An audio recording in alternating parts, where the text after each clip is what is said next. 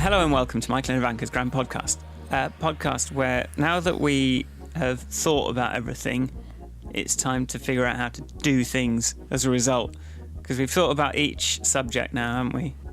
All the subjects in the world we've now thought about. All the biggest, all the most important ones. Yeah, that we could think of. Many of them. And now it's about doing. So my name's Michael Forrest.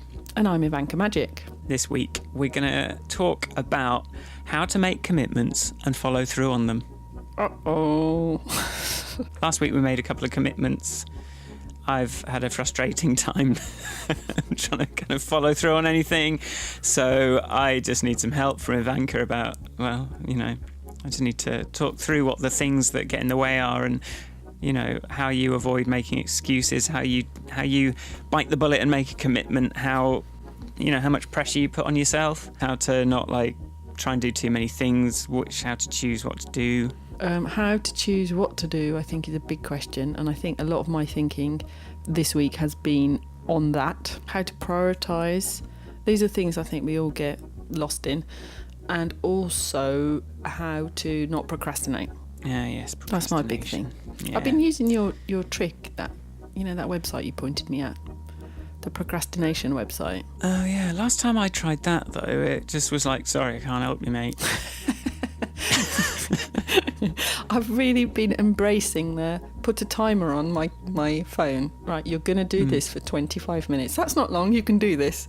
And then I find myself just repeating the timer and actually spending loads of focused time doing a thing. So there you go. It's working for me. Let's get going.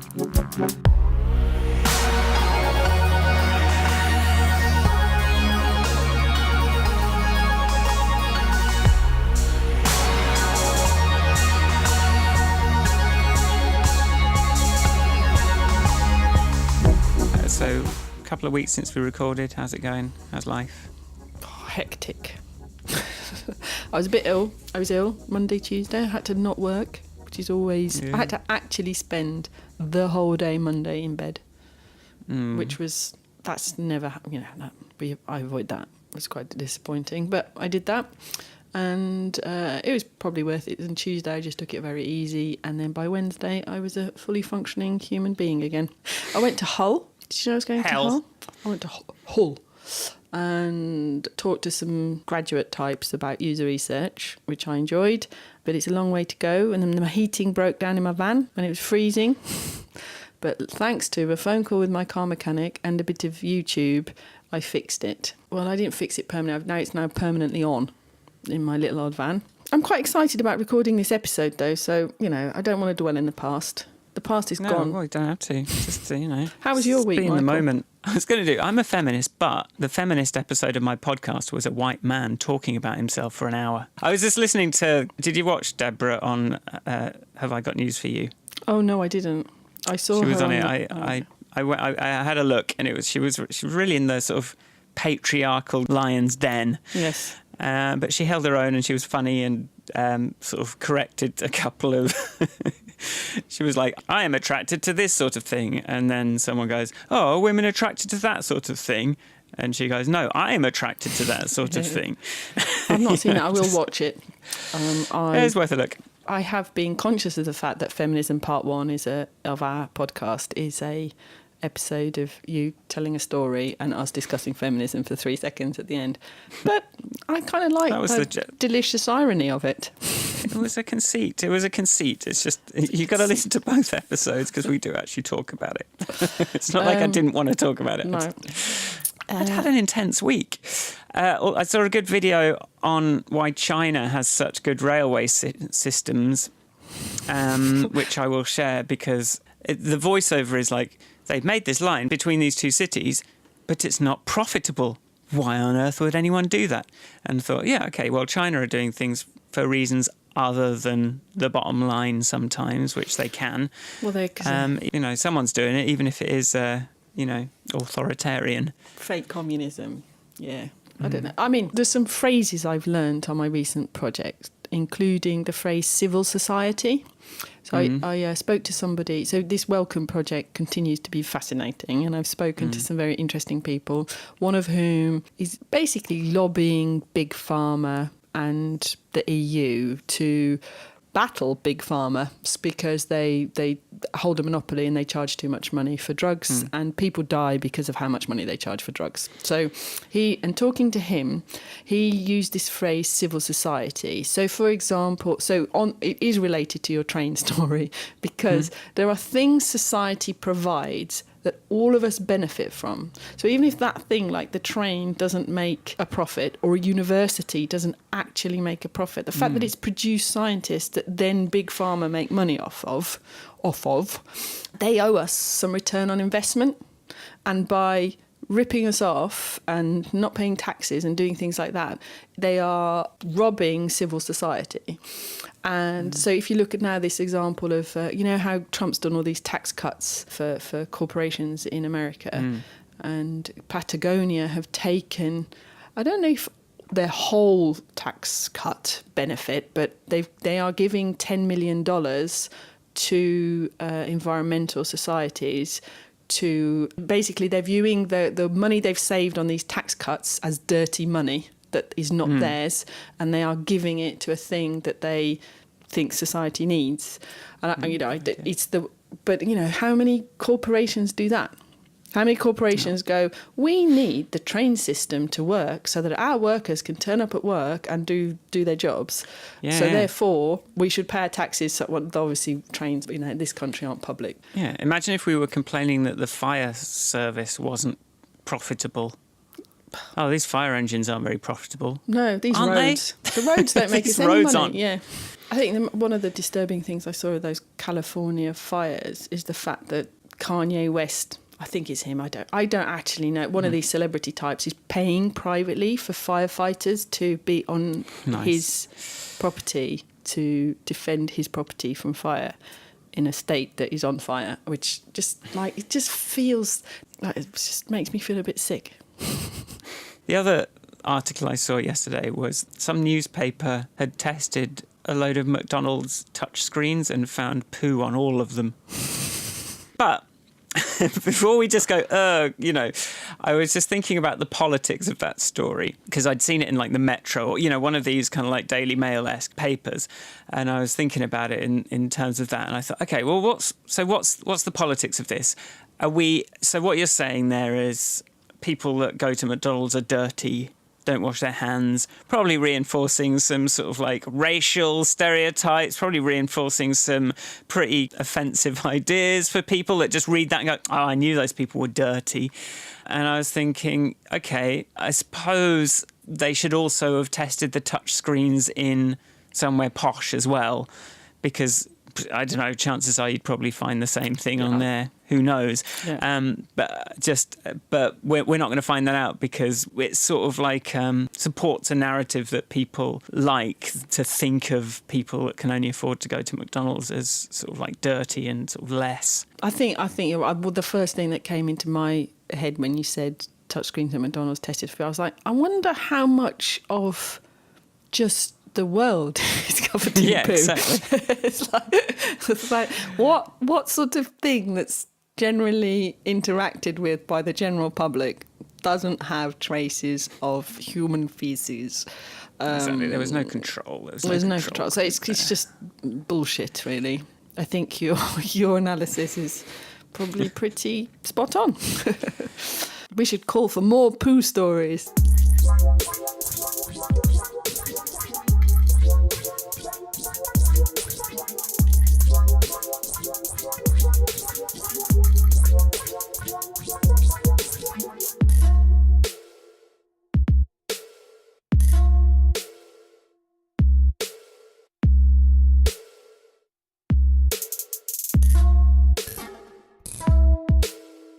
I can't remember what I'd said I was going to do. I have done a few things, and one of those is some of those things we were talking about, like, climate change, climate crisis is such a big thing. Where do you start? What do you do? And I came across this website called drawdown.org, And they've got this like list of 80 things you can do or that can be done in society to help start reversing or, limiting to the 1.5 degrees change. That's our aim. That's our best hope at the moment. And in that, because we've talked about like over the last year, one of the things that I have been able to synthesize in my own brain is the fact that there are 2 strands to my activism. Not sure that's exactly what it is, but like, instead of going, oh my God, I care about all these things, where do I start? I really have settled into climate change and equality. And thankfully, women's equality has a very positive impact on climate change. So educating girls, family planning, that kind of things has a really positive effect on society and particularly on the climate. I'm picking up stories now around the world of things where women in societies that in some ways have, on the surface of it progressed, there is a weird, I don't want to say attack on women because I don't want to sound paranoid, but there's a lot of sort of these hugely, like Italy, there's been a story quite recently of a woman being refused the drug. So sadly, not every pregnancy ends in a child. And when things aren't going well and there is something going wrong, that pregnancy often needs to be terminated in order to save the mother.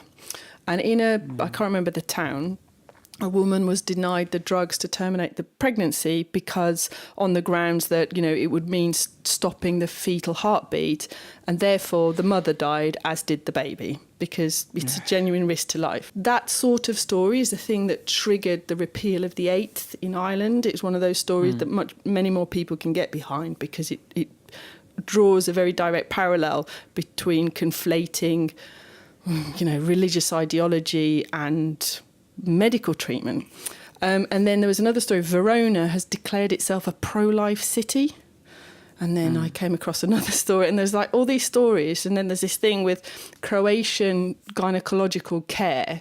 Something like 1/3 of gynecological procedures on women in Croatia are done with no anaesthetic because they're just not viewed as... I can't think of any other explanation other than women aren't viewed as human. And it doesn't have to be in some random African tribe that's still doing female genital mutilation. It's like in modern European societies, somehow this... and I watched the Ricky Gervais last night, and he said something like, he was talking about some evangelical Christian that was having a pop at him on Twitter, and he said, because he really, really, really cares about everybody from conception until he turns out to be gay. And it's that sort of like, why is this woman's life somehow more disposable than this potential life that exists within her? And these kind of like, there's something about treating humans as, or even your McDonald's story. With, if you take that parallel that this is sort of a class politics thing, people who eat at McDonald's are covered in shit, which is basically what the story is trying to say. Yeah. It's like, if you're not going to, if we can't treat other humans as humans, we're fucked.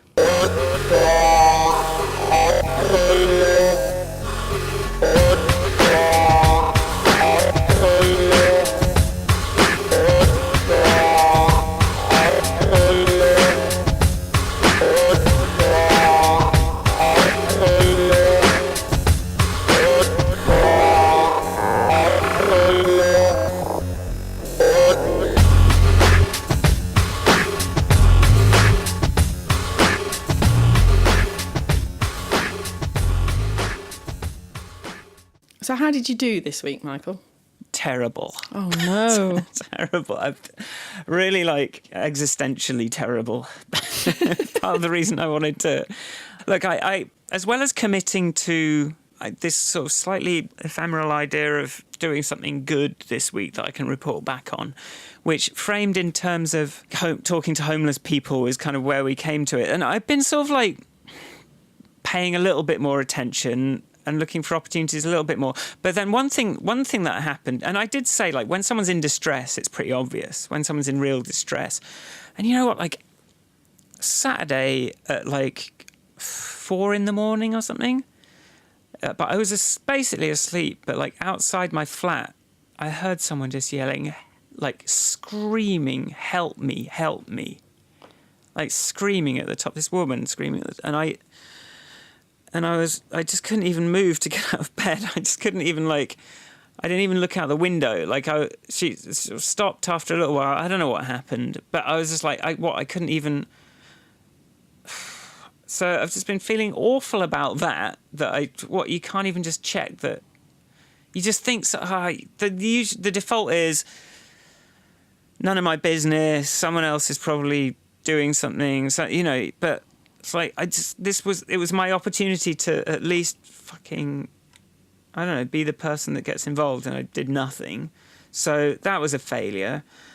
I tried to meet up with this guy that I met on my tech day thing that does stuff with refugees, who's been relatively keen on kind of getting in touch and kind of doing something, but just really struggling with the fact that he's in East London, if I want to go and meet him, that's 3 hours, it's an hour each way, and then we have a meeting, and I'm working, and it's I don't know when I'm going to do that, and just not trying to sort of arrange something, but just being frustrated by the fact that I'm just trying to kind of stay on top of this day job at the moment.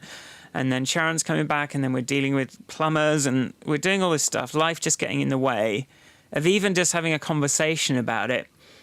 And on top of that, the other pressure is that what I spent Friday doing was I decided 3 weeks ago or something, okay, I'm just going to commit to making a video every month, like a YouTube video. And this is nothing to do with any of this. This is just I just want to kind of my little projects. I just want to kind of have something to show for that. So I spent most of Friday trying to kind of get something together, and I feel like I kind of got nowhere with that as well. So this week has felt like I've not managed to achieve anything at work. I've not managed to achieve anything with these videos. I've not managed to do anything useful for anyone. If anything, we've just been fighting fires, dealing with things, dealing with life.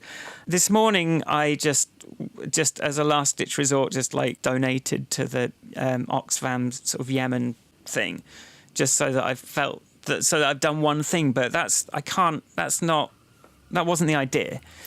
But that's why I wanted to talk about. I don't know how to certain things that once it's out of your normal habits. I'm really struggling with it. Frustration, and just existentially so that I'm just I can't help anyone. I can't do anything useful. I just can't even do anything. I can't do a job. I can't do life. I can't just fuck everything kind of feeling, Jesus Christ. Yeah. Therapy session. Therapy time. So I'm going to tread into very dangerous territory for me and Michael, and talk about veganism very briefly. As part of my research, I interviewed somebody who works for Sustain, and she works about the sustainability of fishing. And I have to say, all these campaigner people that I've been interviewing have been really inspiring, and they've really made me feel like there's good people who care and have got the energy and the knowledge and the nous to change things, are out there doing that, and that's brilliant. And I don't think that we have to all be that. I'm not one of those people. I can't be one of those people. It's not but I can help them. I can be in the background cheering them on and do whatever. So, in fact, giving some money to Oxfam's appeal for Yemen is a positive thing to do that you wouldn't have done if we hadn't talked about it. So I think that you did commit to do something good, and you did something good. What's wrong with that? That's great. That's the easiest possible thing, though, the easiest possible thing if it's, it has the potential to save one life, maybe more lives. It's not to be dismissed. If that's the thing you can do, I don't think there's anything wrong or dirty about going, right, we've spoken about this before. Sometimes you're time poor, but you've got some disposable income. You can, do it. I think it's not doing it or thinking that it's not worth doing that actually hampers some of these efforts. But one of the things she and I were talking about, she whilst fishing is her main thing, she obviously also works on the sustainability of food and eating and all those kind of things. And she did talk about the fact that she does eat some fish because it has proven to be very good for you. And her knowledge of which fish are sustainable, because apparently it changes quite rapidly. So mackerel might be the thing this month, but it might be herring next month. So you have to actually have up-to-date information explanation. But she said she does eat some fish. So we ended up talking about veganism as well. She said one of the problems with going that sort of like, if I'm not perfect, then it's not worth doing. Like persuading people to be perfect doesn't work. So trying to persuade somebody that they, in order to save the planet or be healthy, they need to go 100% vegan is quite terrifying for people. And it creates that sort of like, what, you mean I can never, ever do this thing again? And psychologically, that doesn't work as well as the, do something positive or the incremental steps. So she kind of went, we know this, like there's loads of science around it. I don't have references to link to, but it's like, it doesn't really matter what we do as long as we keep doing something positive. That is my response to your... What? Yeah. I suppose what I have in my head is always this, the Alan Carr method to quitting smoking. Yeah. Which is all very much about how you can't cut down. It's much easier just to go fully cold. And I know, so I think my habits tend to go into this all or nothing kind of like force yourself to completely change your habits. Quit smoking, know that you're never going to have another cigarette for the rest of your life, and then go to the pub and just like figure out how you're going to talk to people if you're not kind of rolling cigarettes all the time. Like figure out how you, and likewise for drinking and likewise. So I always have this thing that I need to do something quite hardline or something quite significant in order to kind of break my established behaviours. That's also ties in with perfectionism, which is procrastination at the end of the day. Yeah. Most of the time, perfectionism is just, oh, well, if it's not perfect, I'm not doing anything. Yeah. So I don't know where the boundary is between using kind of like a hard line attitude to force yourself out of bad habits versus sort of like not being perfectionist and kind of expecting the world from yourself. But you're I think stopping smoking, that's a removing something negative from your life.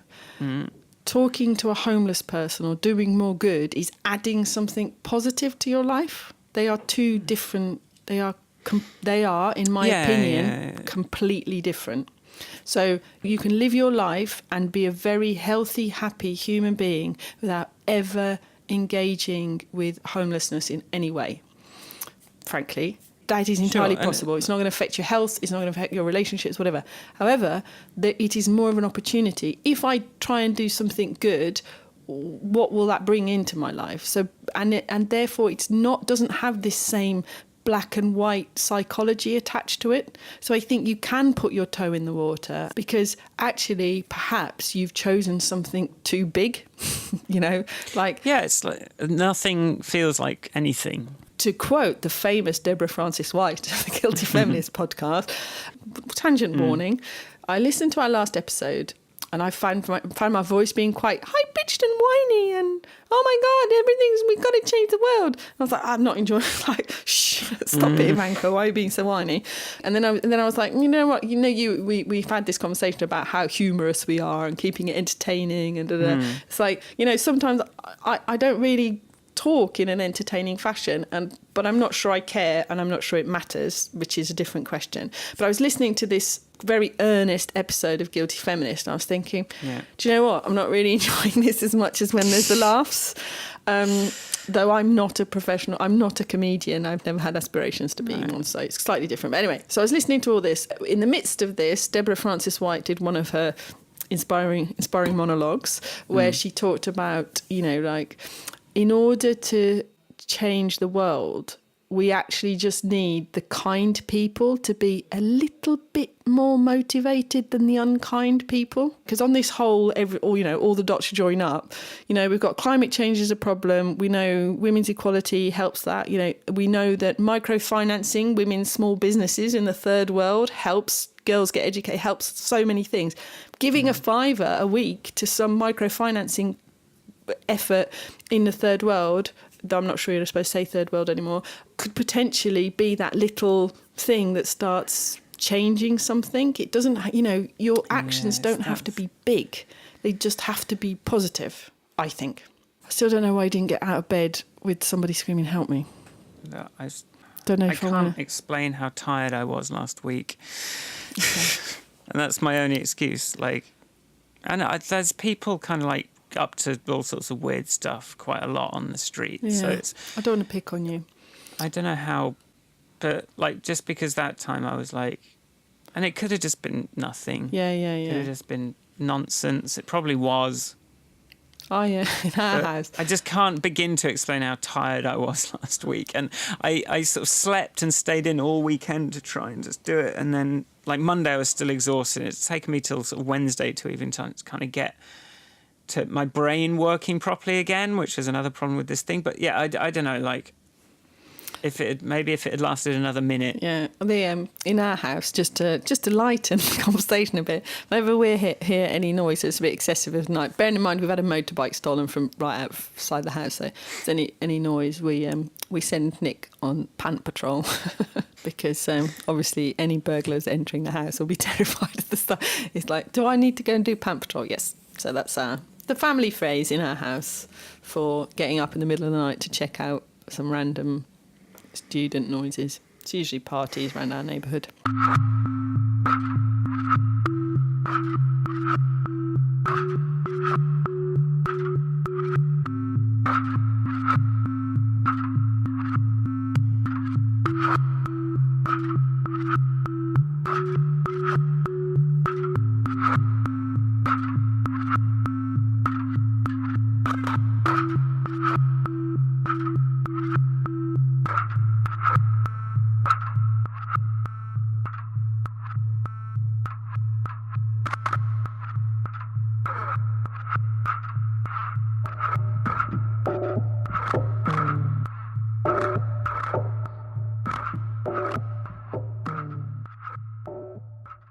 What have you done? What have you managed to achieve this week? This is what made me think that we should have some. We should sort of in an homage to the guilty feminist. We should have some sort of guilty week, feminist week kind of. We should steer. Did you have a doing week or a not doing week? Were you positive or were you not? Did you? I don't know. Anyway, so what's your done good score? What's my done good score for this week? How many? I think done good tree. How many branches has it grown? I'm referencing a platform I built or started building at some point, never quite released. We should play. Do you know what? We should play with that because we can all build the tree together. Anyway, overall, I'm going to say that I've not had a particularly done good week. So, like, having not bought a plastic bottle of water for ages, months, years, I forgot my water bottle, so I had to buy a plastic bottle. I did make it life water, but still, there was just no. I tried to get all the way from the office to home without any water. I was dying of thirst. I wasn't dying of thirst. I was very thirsty. So I did that. I bought a takeaway coffee cup. I was like everything. Like the more you ask, the more I try and focus on doing good, the more bad I did. It's like, I do. Well, the subconscious knows no negative, does it? Like, you phrased it in your head the wrong way around. So that happened. I took a taxi rather than walking through London. However, in my defence, the taxi driver, as soon as I got in, tried to mansplain something at me, so I stopped him because he was trying to tell. Because there's been a protest in Brighton this week where some vegans have gone and stood outside a Brazilian steak restaurant booing. And apparently the humorous element of the story is that the vegans were outside going boo and the people inside were going moo, which I thought was quite humorous. But anyway, so that happened. So this taxi driver said, yeah, you better watch out if you're going to Brighton because, those vegans are going to get you. He said, have you heard about this? Do you know what's happened? Their vegans are going around loads of restaurants. And I said, let me stop you for a moment, sir. I live in Brighton. That's why you're taking me to Victoria to the Gatwick entrance. B, my husband runs a website called restaurantsbrighton.co.uk. So I'm kind of got my finger on the pulse of the restaurant news of Brighton. Thank you. So I sort of gave him a few corrections. But then we went on to have a wonderful conversation about plastic and climate change and the fact that we can't disregard these things anymore and we all need to be thinking about it. So, I kind of didn't stay silent, I think. So I did my best there. And I have persuaded my mother to join the Extinction Rebellion. So what does that mean for her? What does that mean for her? She's going away. She's going down. She's going down. So the Extinction Rebellion, I discovered, has quite a lot of videos that are kind of targeted at different audiences, and they had one for the elders. So there's lots of grey-haired people with lots of different regional accents talking about how they need to do something for their children and grandchildren, and that's why they're on this bridge in Westminster, or that's why they're doing this thing. You know, it's a very well-produced video, and I sent it to my mother and one of her friends, and my mother texted me, you know, I don't know, a few hours later, I've joined the XR. I think it means for now kind of giving them a bit of money, but she's trying to work out if there's a local Brighton branch. So, you know, she's making active steps. You know, I've delegated fighting the extinction crisis that we're facing. But I told at the very least she could do is keep telling her friends about it. So I see that as an achievement of mine. It would be more impressive if it had been, you know, not my mum, because my mum and I did have a number of years, we were on a Burma protest together a number of years ago, and we discussed the fact that actually as she was approaching retirement, one of the things she'd be able to do soon would be get arrested. So the seed was already there, so it's not really a major thing. And I've done these readings that I'm telling you about, that's what I've done. And I've not a lot really, Michael. I haven't given anyone any money. I haven't saved anyone. It's hard, isn't it? It's hard.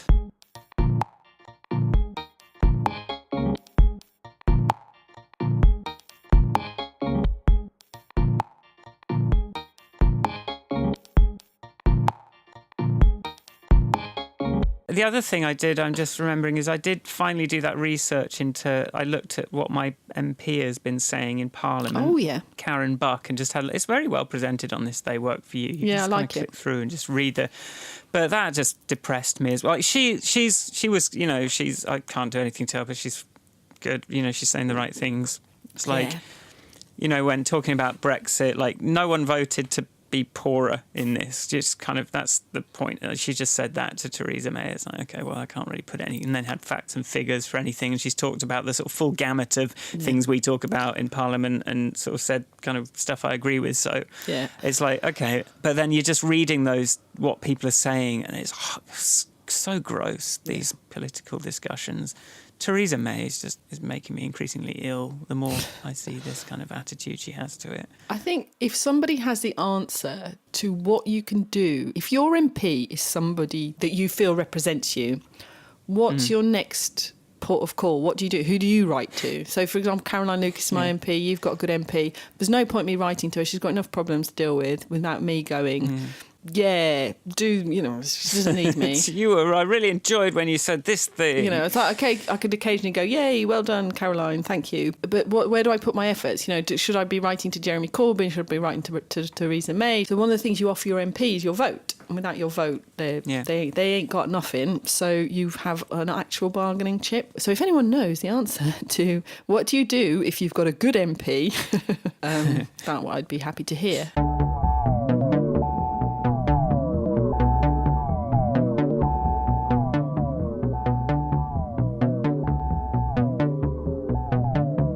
After we recorded last time, I went with those kids we mentored. I went to for them to present to Peter Kyle, who's another local MP. I have to say I was very impressed. He was very well informed on all the topics. He was very good at what he was doing. He was talking to these young people. He was able to tell an inspiring personal anecdote, say something practical, be constructive, and they were quite different people and they were quite different ideas, and I was like, you are good at this MPing business. So that was good. So I suppose I did that. That was a good thing, a bit of volunteering. And I've been having to do a lot these last couple of weeks with, I'm a trustee at this charity in Brighton. I'm a trustee at the Brighton Natural Health Centre, which is a charitable institution that runs yoga, Pilates. It's set up for people to have access to things that helps them with their own health and well-being. There's been quite a lot to do because one of our trustees is retired. So a lot of my sort of volunteering time has been on that. So, I've done some stuff. So what are the things that limit our ability to do things? So perfectionism is obviously one. What did you want to talk a bit more about procrastination? I think procrastination is a very funny thing because it really is like this putting off of doing something you know you're going to do anyway, you don't want to do, or you're not sure how to do, you're not sure if you're going to do it well enough. There's all these different reasons, and there's theories and books and stuff you can read about procrastination. But I think one of the things that I do think I've got better at is carving out time for things. Because so in the last, I can't remember which of the 2 episodes you were like, oh, it's you observed that I wasn't present until we started recording. But a lot of my, like, there's a few different demands on my time that mean that if I don't go, right now I'm doing podcast, in an hour I'm going to be doing, like, I've got another trustees thing to do this afternoon, but that's that time for that. It has to happen between 12:30 and 1:30, otherwise I can't do it. And it's that sort of like setting aside time. And one of the things I could be much better at is saying that I can't do something. Like, just because something fills me with enthusiasm, because somebody's telling me something about some project and I'm very excited for them and for their project, and then I'll go, yeah, I can do that for you. It's like, no, you can't, Ivanka. You don't have time and you won't do it, and then they'll think you're lame and flaky, just like Michael used to. Is that the actual thing that goes through your head every single time? Just like Michael used to. Yeah, it does. Michael did a flaky intervention on me. Thank you. Can't keep putting up. Oh, sorry.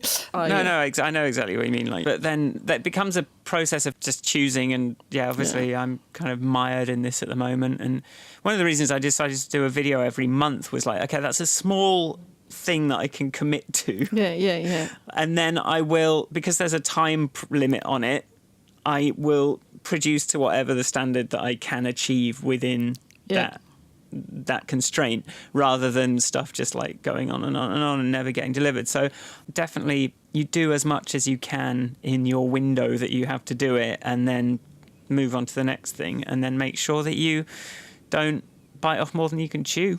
Yeah.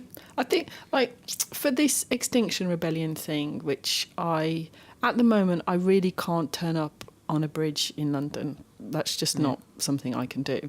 But I've joined, they've got a sort of a message amplification group. So you can sign up to a WhatsApp group, and they put a link on and they go, right, everybody go and like this or share this. I can do that quite easily. It comes in on my WhatsApp. I can go, that's something and sometimes even that you don't have time to do, though. I mean, you've got to make time to even do something like that. Like, even like an email, certainly, but even just like sharing something on Facebook is like, if you go beyond just click share to my timeline, it's like suddenly that's like a little chunk of time that you've got to kind of go, okay, am I doing this? I agree with you. It's always a bit fiddly. Yeah, I agree. And it's like, there's that choice you're making between trying to phrase the tweet or the Facebook post so that it will, have an element of you in it, or simply going, okay, you want me to amplify, like. So you kind of have it within the like, if they've shared something on the WhatsApp thing, I can click on the link, it opens my Facebook app. If I've got time to compose something that I am satisfied with, I may. But I've got into this habit of going, watch this, read this, like this, like, just like, or don't. But, we all know with the algorithms, the more stuff that's happening, the more attention it gets. So yeah, and also that, I mean, it's not very persuasive to just go watch this. No. You've got to sort of go, oh, this is what I got out of this. Yeah. But then that's, you've got to write something, and then it's like, geez. But even when you just go watch this, people do. It's like sometimes, or share it without comment. The same 5 people. Well, true, but and then the other thing I did a bit this week was because Ivanka Trump has also had a problem with her emails being on the wrong server. Shit. So I have got a lot of notifications. But because I've been commuting for a couple of days, I did 2 trips up to London. I actually sat there one evening, and instead of like because normally I really try and be polite and say, excuse me, and then. But some people so anyway, I've been doing like my off-the-cuff remarks. I quite enjoyed myself. But I've had a bit of engagement with the old interwebs. I don't believe that is part of my doing good at all. If anything, I do it to try and drive some traffic to the podcast. So I don't know if that's part. It's like, hi, no, I'm not Ivanka Trump, but please listen to my podcast. But sometimes I just look at them and I think, if only I could get the word, I don't want to just be another idiot transmitting things on the Twitters. So I try and word it carefully, and then if it takes too long, then I don't do it.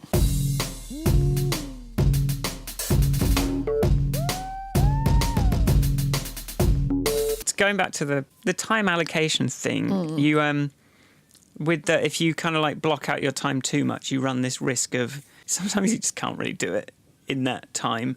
You might have like half a day scheduled for something, and then just when you come to it, it's like it's just not going to happen today. But then I think it's really important. I think there's also this habit. Obviously I have my Habits app available in the App Store. Don't break the chain of this thing of you do it with something, you keep doing something every day, every week, and then the motivating factor is that you don't ever want to break the chain. Like, we've not broken the chain with this podcast. No. And I never want to break. I feel like anytime I've ever broken the chain with something like that, it's kind of like it sort of goes to shit pretty soon afterwards. If I've been kind of doing something regularly, I wish I knew how to recover from breaking the chain. Once you've sort of given yourself permission to, I don't know, be too tired, be not in the mood once, it sort of sets a precedent that almost inevitably a couple of weeks later you'll kind of make a similar excuse, and then more and more, and then next thing you know, it's like you're not doing that anymore. Yeah, but I think that's about not having too many of them. So you've got to have a bit of a sort of spongy You've got to have kind some of spongy, overflow. Yeah. Otherwise, 'cause I did many years ago read this book about something to do with time prioritization, and the message I took away from it, which I think is very useful, it's like, start your planning with the things you really want. So like, I really want to do a Pilates class once a week. Put that in your calendar before you put anything else in. And everything else, like this podcast, everything else has to fit around recording this podcast. So I'm sorry I'm not available. It's like, today things went a bit wrong, even though everyone did their best to finish this trustees meeting, in time for me to walk home. But there were a couple of points we had to finish off. But from all the messaging around arranging the meeting and everything, it was like, yeah, but I have to be at my computer at 10 o'clock. And the same goes for leaving work to come home to my family. It's like, yep, I'll do everything. I'll work all day. I'll come in. I don't mind how early I come in, but I have to walk out at 5 o'clock because I have to get home. And so it's these sort of, you can't do it to your whole day every day, because I think then it doesn't allow for those duvet day moments, or that sort of like, I just really tired, I need to not do anything for a bit. I don't know what the magic number is, but I think starting with the things you definitely want to do is, I think, a good way to do that. Yeah, so prioritization, what is the important thing, and yeah. True. But the thing about the recovering from a broken chain thing, I also find, like, I get into a running habit and then I twist my ankle and then I still haven't run since then. And it's like, no. Yeah, I've been meaning to ask, actually. No. Yeah. I was like, last night I was sitting on the sofa. I was like, do you know what? Tomorrow morning I'm going to get up and go for a run, which I haven't. And it's like, you just get out of just becomes not a habit. Or maybe it's not even a habit. Like the gym, my thing. gym habit, I don't know how I get myself out of bed without, like, at 6:30 3 times a week without hesitation. And then the next day when I don't have to, I'm like, there is nothing moving me from this bed. Nothing. But just because I have that, like, also it's costing me quite a lot of money. And I just know that it's all about keeping it going. But that it's just, once you've formed the habit, it's kind of easy. You've kind of got your gym gear hanging up in the right place. You know where your socks are going to be. You're kind of keeping an eye on whether you're running out of gym socks. You sort of like, you're forming all those affordances around that immovable thing. I think I might have an idea. Because the thing about the podcast is, we have a workaround for when we can't do it. So we have not spoken to each other every Friday for the year, but we have spoken to each other for what, 90% of the Fridays, maybe even higher. So what we've done is gone, right, we really, really must do this, but we know we can't do it. So we have a recovery already built in. We're anticipating. You'll say, "Oh, I'm away in 2 weeks, so we need to do a double the week before." Like, we don't let it get to the last minute, and then suddenly it's like, oh. There's something about, right, okay, I'm going to commit to doing a thing every week, but if I can't, this is how I'm going to make up for it. So then the making up for it is you've already committed to the making up for it ahead of falling out of the habit.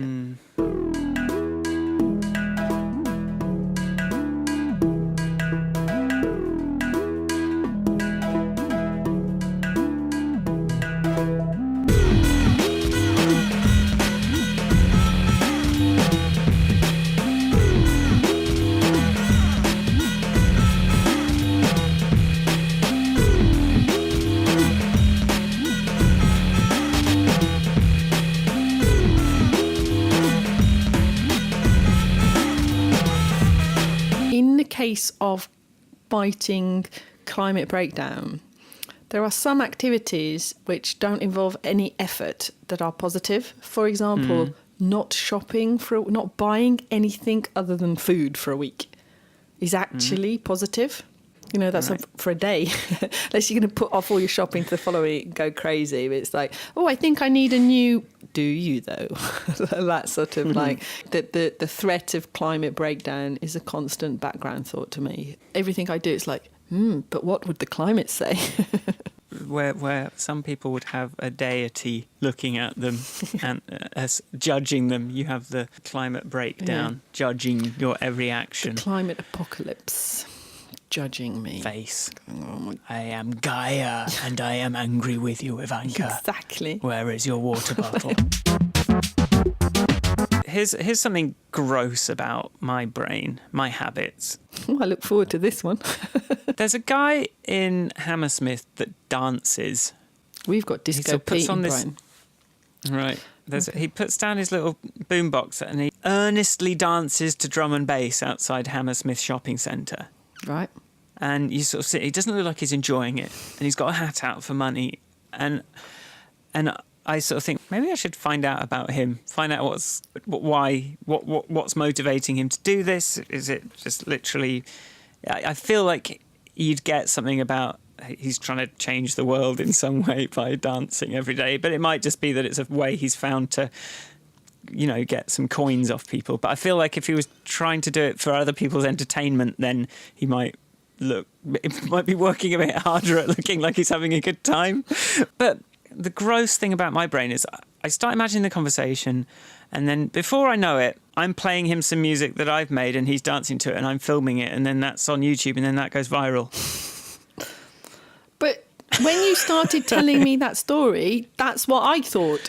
I don't understand. I don't think that's the gross thing about your brain. It's just gross because it's like ulterior motives. It's like, can you not just do something for someone else or just talk to someone for them and not make it about me? Obviously I gained nothing from it. I didn't think about it. In my head, it didn't go viral, by the way. It was just like, I don't think it would go viral. Michael's have a chat with this guy, and then maybe then he could be in his music video, and then maybe something good would come of it. Like, I don't think that's particularly self-serving. I think that's just idea generation. It's like, like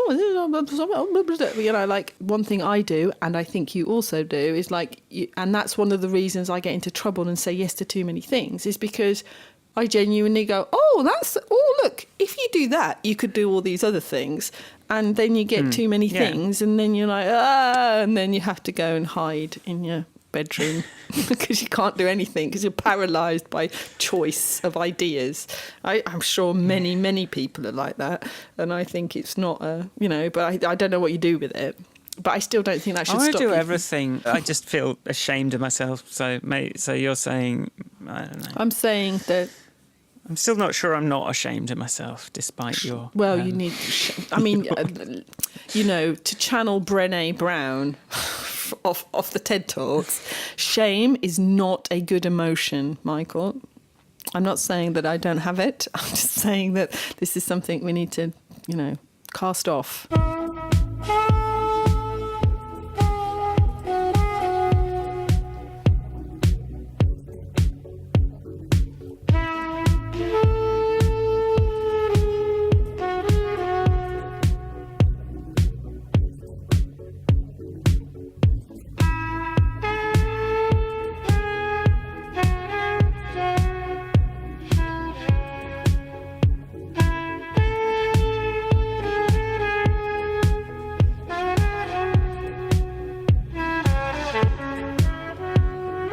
So if someone's clicked on our podcast because they think they're going to learn something from they're us. going to hear their own existential crisis reflected back to them by other people, so at least they're not going to feel alone.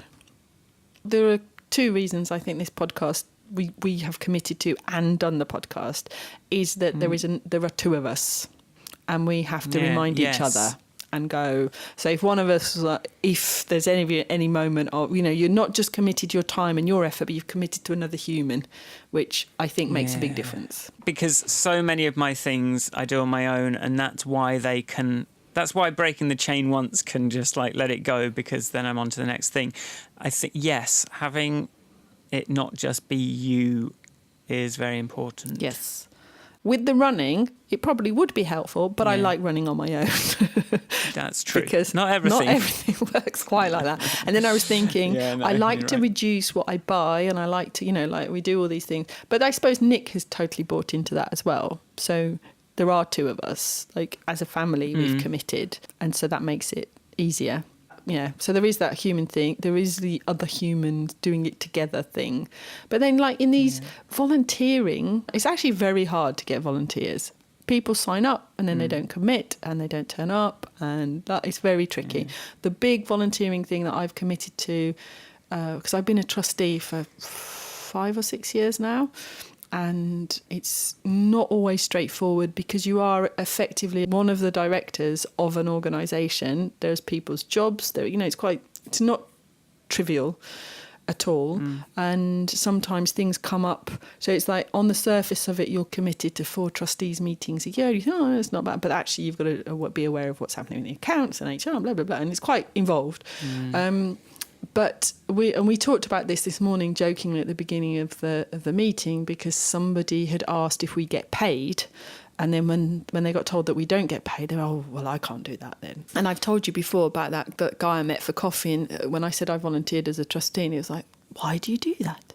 So there is something that some people find odd about volunteering. I tried to think about what makes volunteering enjoyable. But it's a different circle of friends, different circle of contacts. I don't know what the point is I'm trying to make. No, I think maybe just if I could just set some time aside for whatever I'm volunteering on. Well, it's like I've already got my Fridays. I need to sort of sketch out another bit of time. You need a routine to be able to slot these things into as well.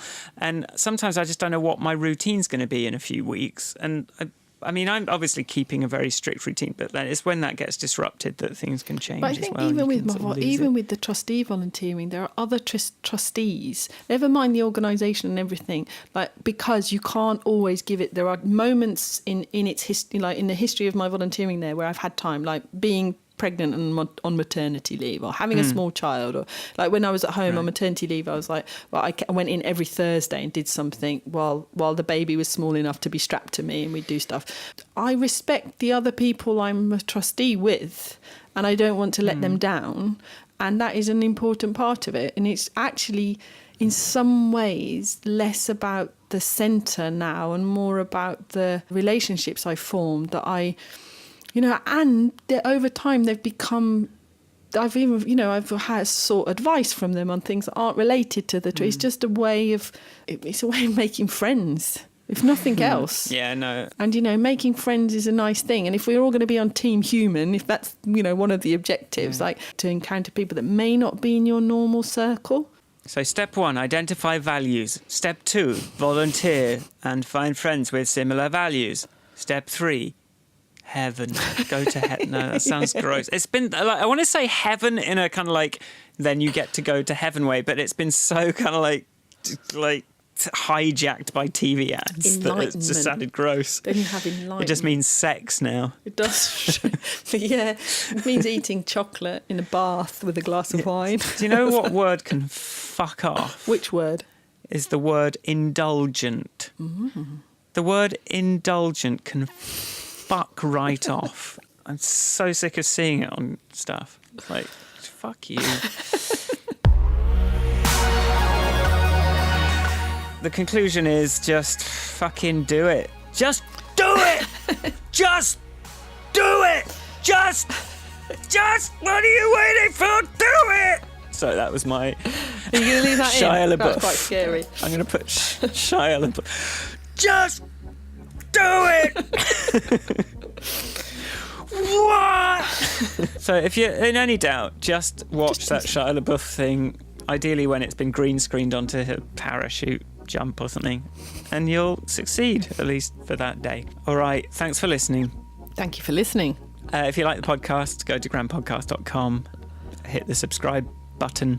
If you're not already subscribed, that should do the right thing on your phone. It might jump between apps a bit, but then you should get the new episodes as they come in. Send us an email, hello@grandpodcast.com, if you've done anything good recently, and we'll tell everyone about it. Yeah. Where can people find you, Ivanka? People can find me at Ivanka on Twitter. Find me at michaelforestmusic.com and on YouTube. All my links are from there.